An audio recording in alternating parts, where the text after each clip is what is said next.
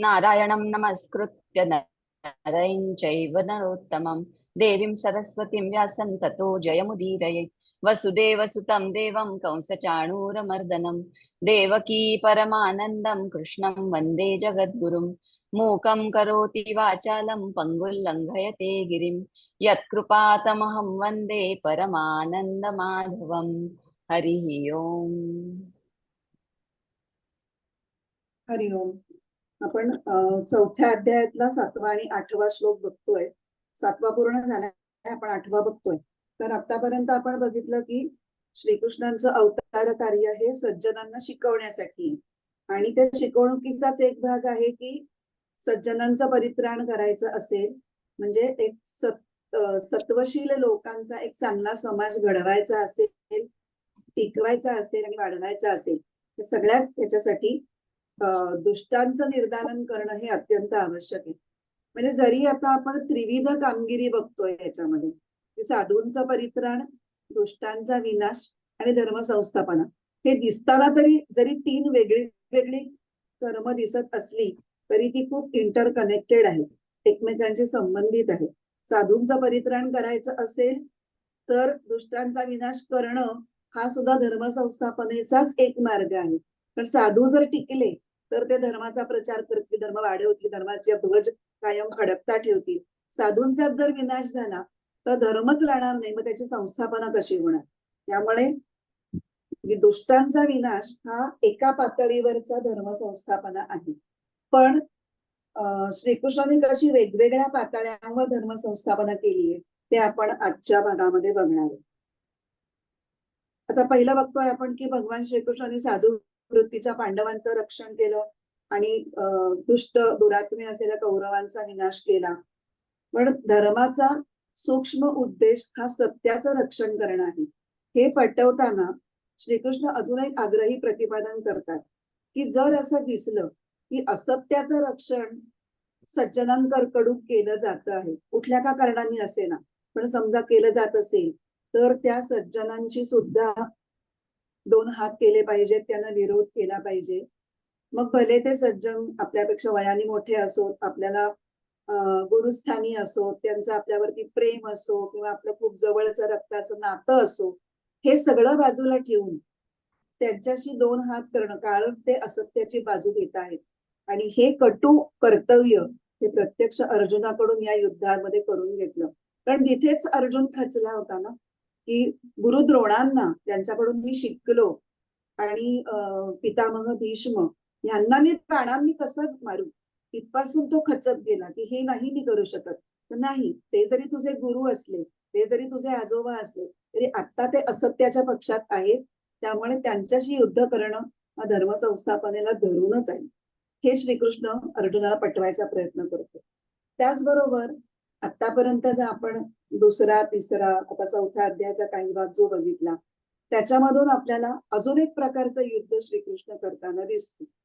ते युद्ध चटकन सहज लक्षात येण्याजोगं नाहीये, पण ते गीतेच्या प्रबोधनाच्या दरम्यान तो कुणाशी युद्ध करतोय किंवा कशाशी युद्ध करतोय असं जर म्हटलं तर त्या काळी म्हणजे गीतेच्या काळी, महाभारत काळी जे अत्यंत यज्ञीय कर्मकांड जे अत्यंत बोकाळलेलं होतं, सकाम सकाम कर्मकांड, तर त्याच्या आचरणामुळे ते कर्मकांड मुळात ज्या हेतूने निर्माण झालं की परमेश्वराची प्राप्ती, तर तो हेतू आणि तो विचार हा सगळा बाजूला पडून फक्त कर्मकांडांना अवास्तव महत्व येऊन राहिलं होतं. आणि ह्याच्याशी पण युद्ध करून त्याचं महत्व कमी करण्याचं काम धर्मसंस्थापनेच्या माध्यमातून श्रीकृष्णांनी केलेलं आहे. आणि ह्या ईश्वर प्राप्तीचा उद्देश हरवणं, उद्देश किंवा विचार हरवणं, ह्याच्यामुळे जी धर्माला ग्लानी आलेली आहे त्याला मागच्या श्लोकात धर्मस्य ग्लानिः असं म्हटलंय, आणि धर्मसंस्थापना. तर हे 2 हे चौथ्या अध्यायातले मुख्य विषय आहेत. म्हणून या सुरुवातीच्या अवतार रहस्य सांगताना धर्मसंस्थापनेचा जो महत्वाचं कार्य श्रीकृष्ण करतोय त्याचा एक लौड उद्घोष केलेला आहे या श्लोकांमधून, 7व्या आणि 8व्या श्लोकांमधून. आता संस्थापना असं म्हटलंय, धर्मस्थापना म्हटलेलं. मागे पण आपण हा मुद्दा बघितला की धर्मातला ईश्वर प्राप्तीचा उद्देश जर हरवला गेला असेल तर कर्मकांडांना नको तेवढं अवाजवी असं महत्व येतं आणि भ्रष्ट आचरण त्याला न कळत मान्यता मिळत जाते आणि त्याच्यामुळे धर्माची घडी विस्कटते. ज्या हेतूने धर्म प्रसृत झाला तो हेतूच हरवल्यामुळे काहीतरी चुकीच्या गोष्टींना धर्म मानण्याकडे समाजाचा कल येतो. म्हणून ती घडी पुन्हा नीट व्यवस्थित बसवणं आणि धर्माचा खरा हेतू आहे तो पुन्हा समाज मनावर बिंबवणं, याला धर्म संस्थापना म्हटलेलं आहे. पण श्रीकृष्णाला काही नव्या धर्माची स्थापना करायची गरज नव्हती. धर्म होताच, पण तो विकृत स्वरूपात पुढे यायला लागला होता. त्यामुळे त्या धर्मातला कर्मकांडाचा पसारा सगळा कमी करून ज्या हेतूनी ते सगळं सुरू झाली ही कर्मकांड, त्यातला तत्वविचार लोकांनी अनुभवावा, तो विचार आधी कळावा, मग तो अनुभवावा आणि त्यातली मूल्य जगावी, ती सगळी मूल्य पुन्हा पुनरुज्जीवित करावी, ह्याच्यासाठी समाजाला प्रोत्साहित करणं, अशा स्वरूपाची धर्मसंस्थापना श्रीकृष्णांनी त्याच्या काळामध्ये केली. महाभारत काळात आणि गीतेच्या प्रबोधनामध्ये सुद्धा तो एक महत्वाचा हेतू होता. आता गीतेच्या काळामध्ये मी म्हटलं तसं यज्ञ यागांचं प्राबल्य खूप होतं आणि वैदिक कर्मकांडांचा अतिरेकी वापर सुरू असल्यामुळे वेदांमध्ये काही फक्त कर्मकांडच नव्हती, उपनिषदांचा भागही होता, पण त्याच्याकडे कोणाचं लक्षच जात नव्हतं, तिथपर्यंत कोणी पोचतच नव्हतं. त्यामुळे उपनिषदांनी जे आत्मज्ञान वगैरे महान ज्ञानाचा खजिना जो होता तो पार सगळा या कर्मकांडाच्या पसाऱ्यामध्ये तो झाकून गेल्यासारखा झाला होता. आणि अशा वेळेला या सगळ्याला विरोध करणं हे खूप आवश्यक होतं आणि तो विरोध अतिशय चातुर्याने करण्याची गरज होती. उघड उघड विरोध करून हे सगळं तुमचा बंडलवाज हे बंद करा आणि असं करा हे सांगून जमणार नव्हतं. तर ते चातुर्य गीतेमधल्या उपदेशामध्ये दिसतं. चातुर्याने तो विरोध केलेला. आता गीतेमध्ये यज्ञ, संन्यास हे शब्द खूप वेळेला वापरलेले आहेत, जे प्रचलित कर्मकांडांमधलेच शब्द होते, पण ते शब्द वेगळ्या अर्थाने वापरलेले. आता यज्ञ, अनेक यज्ञ सांगितलेले आहेत गीतेमध्ये. आता ह्याच्यामध्ये तर आपण 12 प्रकारचे यज्ञ बघणार आहोत, पण ते सगळे उपासना किंवा अष्टांग योग आणि त्याच्याशी पूरक अशा ज्या गोष्टी आहेत अशा गोष्टींना यज्ञ म्हटलेलं आहे. थोडक्यात यज्ञ ही एक भावना आहे. यज्ञ हे कर्म नसून यज्ञ ही एक भावना आहे. योग्य धारणेनी आणि भावनेसह ती कुठली त्याग भावना, स्वतःचा स्वार्थ बाजूला सोडून इतरांच्या कल्याणासाठी करण्याची गोष्ट म्हणजे यज्ञ, असा अर्थ लावलेला आहे. त्यामुळे अशा भूमिकेतून केलेलं प्रत्येक कर्म, मग ते कितीही लहान असलं तरी ते सुद्धा यज्ञाच्या पातळीला जाऊन पोचतं आणि अशा केलेल्या प्रत्येक यज्ञाने ईश्वराचं पूजन होतं, हे गीतेमध्ये सांगितलेलं. तसंच दुसरा शब्द आपण मगाशी म्हणला तो संन्यास. तर संन्यास म्हणजे आपण आपल्याला जे 4 आश्रम आहेत त्याच्यातला चौथा संन्यास आश्रम. संन्यास आश्रमाचा आपल्याला सर्वसाधारणपणे जे कळलेलं असतं की घरदार सगळं व्यवहार सोडून जंगलात जाऊन किंवा एकांतात जाऊन राहणं, अत्यंत नियमित जीवन जगणं, कंदमुळं फळं खाऊन आणि फक्त ईश्वराची आराधना करणं.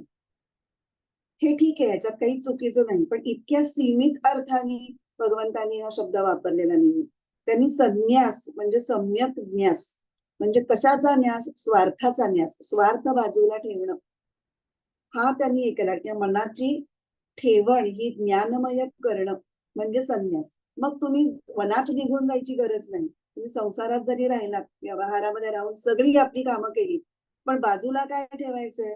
तर आकर्षण, संसारातल्या विषयांमध्ये जे आकर्षण किंवा अटॅचमेंट ज्याला म्हणतो, आसक्ती, ती आसक्ती बाजूला सारायची आणि अहंता, प्रत्येक गोष्ट मी करतोय किंवा माझी आहे, मला हवी, हे मीपणा जो आहे तो अहंकाराचा बंध बाजूला ठेवायचा आहे. हे ठेवल्यावर आपोआपच परमतत्वाशी तदाकार होणंच जमेल. हे गीतेमधून यज्ञ आणि संन्यास या 2 गोष्टींमधून सांगितलं गेलेलं आहे. आता वेदांचं सार म्हणजे त्याच्यातला ज्ञानमय भाग ज्याला आपण उपनिषद म्हणून म्हणतो, आणि या उपनिषदांचा सार म्हणजे गीता. पण उपनिषदांमध्ये काही गोष्टी ज्या सांगितल्या गेलेल्या नाहीत किंवा सांगितल्या गेल्यात पण त्याच्या खूप सूचक आणि अगदी थोडक्यात सांगितल्या गेल्यात, विस्तृतपणे किंवा अगदी स्पष्टपणे सांगितलेल्या दिसत नाहीत, त्या गीतेमध्ये स्पष्ट करण्याचं मोठं काम भगवंतांनी केलं. ही पण एक प्रकारची धर्मसंस्थापना आहे. कारण उपनिषदांमधले अतिशय म्हणजे उपनिषदामध्ये खूप मोठं ज्ञान सांगितलं, याच्यात काही संशयच नाही, पण ते कधी कधी अतिसंक्षिप्त, कमीत कमी शब्दात जास्तीत जास्त अर्थ, ह्याच्यामध्ये सर्वसामान्य माणसांना ते तो मंत्र वाचून फार कमी त्याच्यातल्या गोष्टी कळतात. तर त्याच्यावर प्रकाश, सोपे शब्द किंवा तेच शब्द वेगळ्या अर्थाने वापरून भगवंतांनी ते स्पष्ट केलेले. त्याच्यामधले कुठला एक योग, योग हा शब्द, ही जी टर्म आहे ती जेवढी उपनिषदांमध्ये स्वच्छ केलेली नाही तेवढी ती स्पष्ट भगवद्गीतेमध्ये झालेली आहे. आणि ज्या आत्मज्ञानावर उपनिषदांनी खूप भर दिलेला आहे, ते आत्मज्ञान मिळवण्यासाठी अंतःकरणाची मशागत करावी लागते. ती कशाने? कर्मयोगाने. त्या कर्मयोगाचा डायरेक्ट उल्लेख उपनिषदामध्ये नाहीच आहे.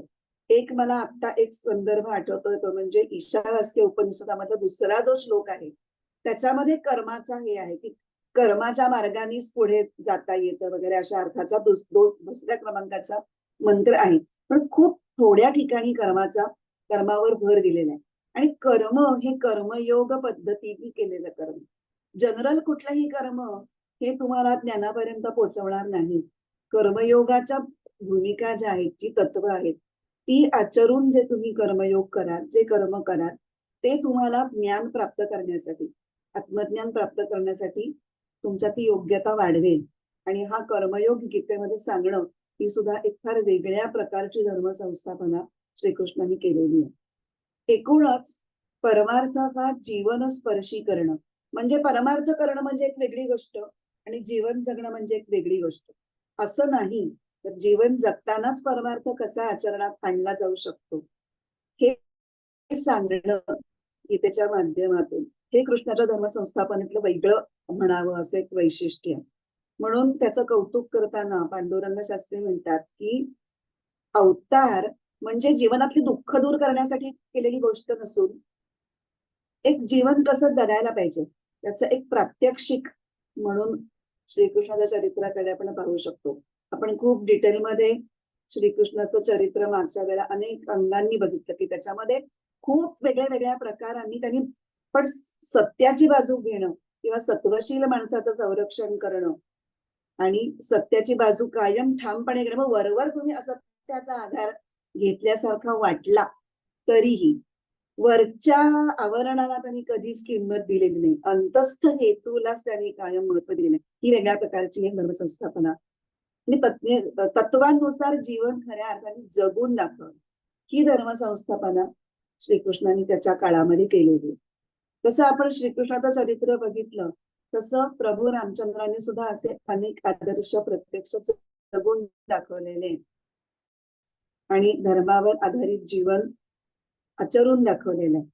तर वसिष्ठ ऋषींच्या आश्रमात त्यांची उपासना ही सुरू झाली. वसिष्ठांच्याकडे त्यांचं फॉर्मल शिक्षण झालं. त्याच्यानंतर जेव्हा यज्ञ रक्षणासाठी दशरथ राजाकडून राम लक्ष्मणांना विश्वामित्र ऋषींनी मागून घेऊन गेले, तिथेही त्यांचं वेगळ्या प्रकारचं शिक्षण झालं.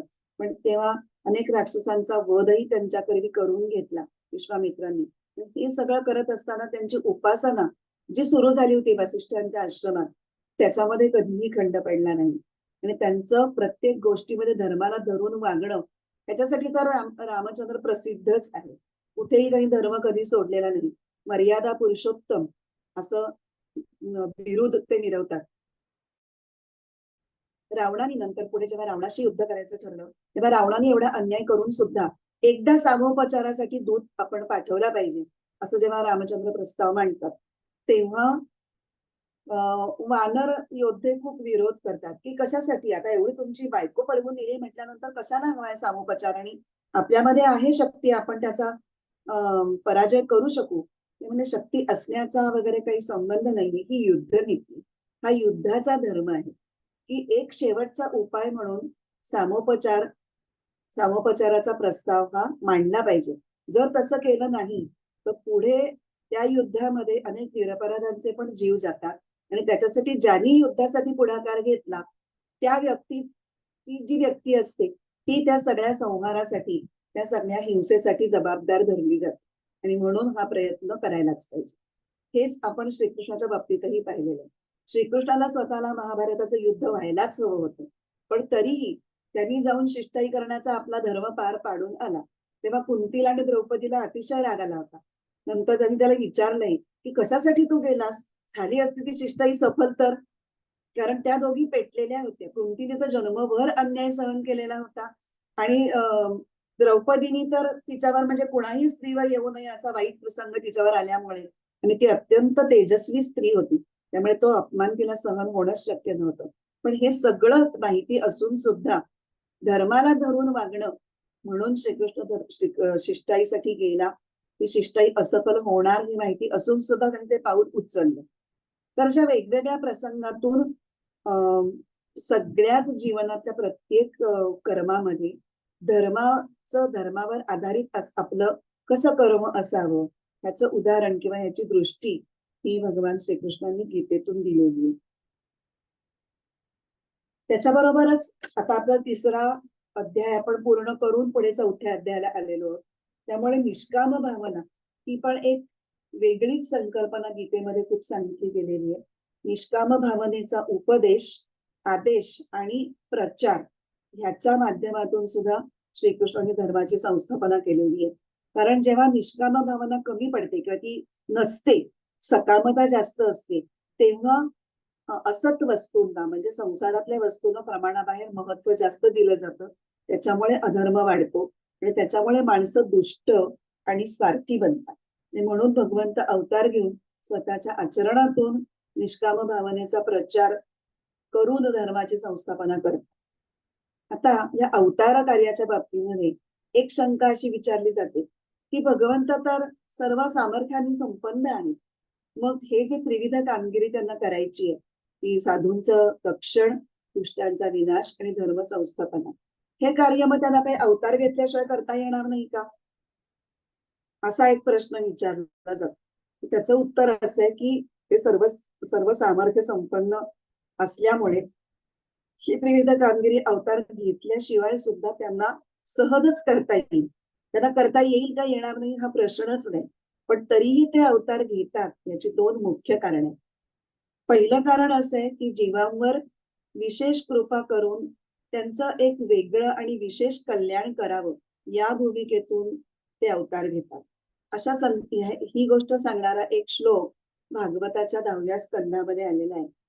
अनुग्रहाय भूतानां मानुषम देहमास्थितः भजते तादृशी ही क्रीडा या श्रुत्वा तत्परो भवेत.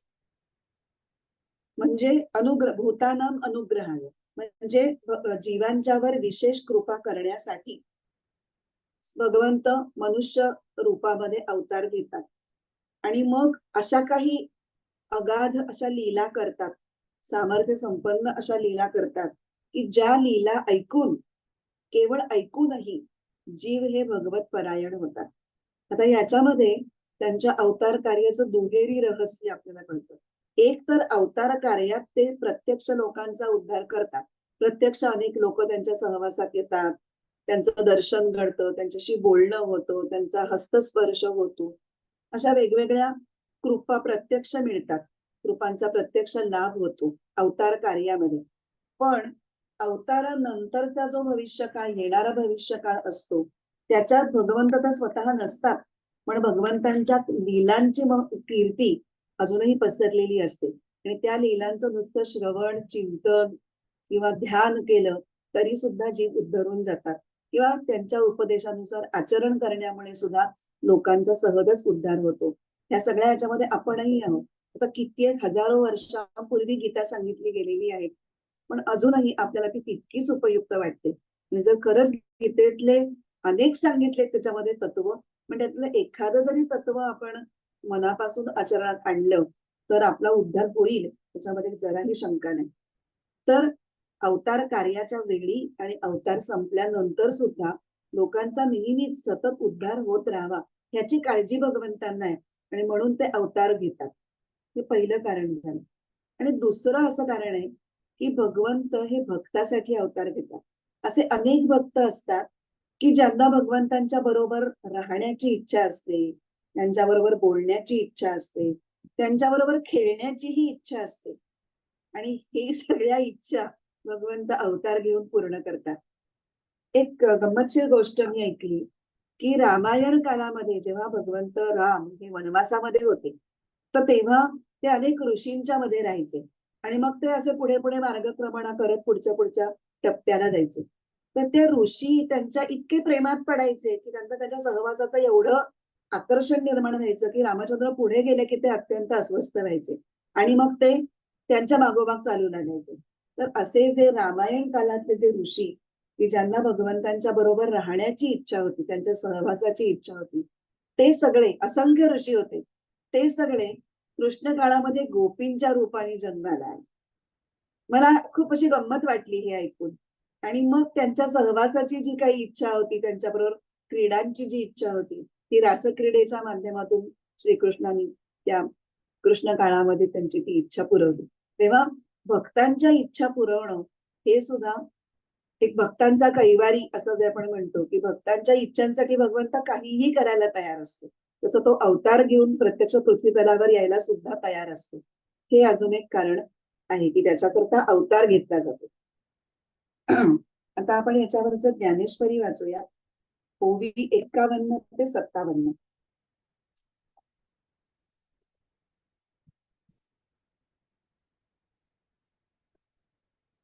ते वेळी आपुल्याचे कैवारे मी साकारू होऊनी अवतरे मग अज्ञानाचे अंधारे गिळून घाली.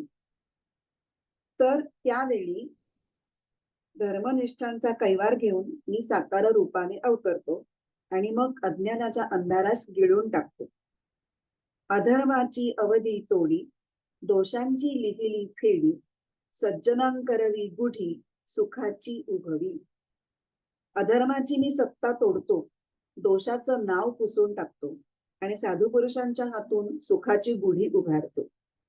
दैत्यांची कोळे नाशी साधूंचा मानू दिवशी धर्मासी नीतीशी शेष धरी शेष भरी. मी असुर कोळ्यांचा नाश करतो, साधूंचा मान उजळतो आणि धर्म व नीती यांना एकत्र करून त्यांच्यावर पुण्याक्षता उधळतो. या ओवीच्या संदर्भातली अनेक उदाहरणं आपण गेल्या वेळेला बघितली. मी अविवेकाची काजळी फेडून विवेक दीप उजळी तै योगिया पाहे दिवाळी निरंतर. ही पण एक खूप प्रसिद्ध ओवी आहे. तर एकंदरीत योग मार्गाचा पण खूप प्रसार किंवा योग मार्गावरती पण भर हा गीतेमध्ये दिसतो. एक अख्खा अध्याय योग मार्गासाठी पूर्णपणे वाहिलेला आहे, 6वा अध्याय. तर त्याच्यामुळे इथे योगाच्या दृष्टीने ह्याच्यामध्ये उल्लेख दिसतो की मी अविवेकाची काजळी फेडतो, कारण सगळे दुष्ट हे अविवेकी असतात. फेडूनी विवेक दीप उजळी, आणि ज्यांचा विवेक शाबूत आहे अशांचा मी संरक्षण करतो आणि त्यामुळे योग्यांना जणू काही दिवाळी झाल्यासारखंच वाटतं. मी अविचाराची काजळी झाडून विवेकाचा दिवा प्रज्वलित करतो आणि असे झाले म्हणजे योगी लोकांना तो काळ दिवाळ सणाचाच वाटतो. स्वसुखे विश्व कोंदे धर्मची जगी नांदे भक्ता निगती दोंदे सात्विकाची. आत्मसुखाने सर्व विश्व खच्चून भरते, जगात धर्मा वाचून दुसरे काहीच आढळत नाहीसे होते आणि भक्त मंडळी सात्विक भक्तीने ओतप्रोत भरून वाहू लागते. दोंदे म्हणजे पोट, तर पोट भरून सात्विकता अनुभवा, ह्याच्यासाठी परमेश्वर अवतार घेतो असं ते म्हणतात. तै पापाचा अचळू फिटे पुण्याची पहाट फुटे जे मूर्ती माझी प्रगटे पांडुकुमरा. अर्जुना, ज्यावेळी मी साकार होऊन अवतार धारण करतो तेव्हा पापांचे पर्वत नष्ट होतात व पुण्याची प्रभात उघडते. अचळ म्हणजे पर्वत. ऐसे या काजा लागी अवतरे मी युगी युगी परी हेची ओळखे जो जगी तो विवेकिया. तेव्हा अशा प्रकारच्या कार्यासाठी मी प्रत्येक युगात अवतरत असतो आणि हे रहस्य ज्यांनी ओळखले तोच या जगात खरा विवेकी समजावा. इथे आपला हा 8वा श्लोक जो आहे तो संपतोय. आपण 9वा श्लोक फक्त म्हणूया आणि त्याचा अर्थ, त्याचा समश्लोक म्हणून अर्थ वाचून आपण थांबू. त्याच्यावरचं विवेचन मी पुढच्या वेळेला करेन. जन्म कर्म च मे दिव्यमेव यो वेत्ति तत्त्वतः त्यक्त्वा देहं पुनर्जन्म नैति मामेति सोऽर्जुन. जन्म करणे अशी दिव्य जो माझी नीट ओळखे, देह गेल्या पुन्हा जन्म न पावे भेटुनी मज. ज्ञानेश्वरीतली शेवटची ओवी वाचली होती आपण, की त्यालाच विवेकी म्हटलंय.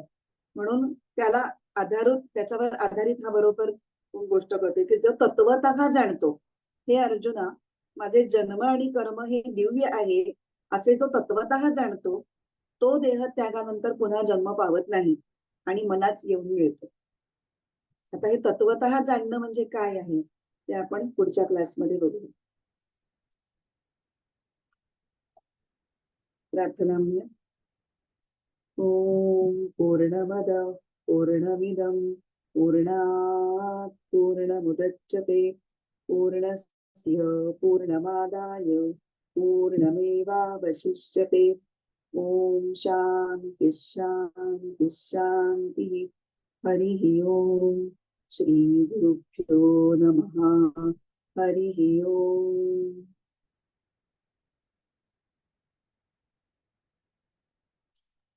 हरिओम. हरिओम. छान झालाच. रिव्हिजनमुळे जरा वेळ जातो, पण तो वेळ आवश्यक असतो, नाहीतर पुढचा पाठ मागचा सपाठ असं होत जात. अश्विनी छान बोलते. हा, छान बोलली अश्विनी. हो. मला मराठीत आणि आता विभाताईंचं ऐकल्यानंतर मी म्हटलं की बापरे,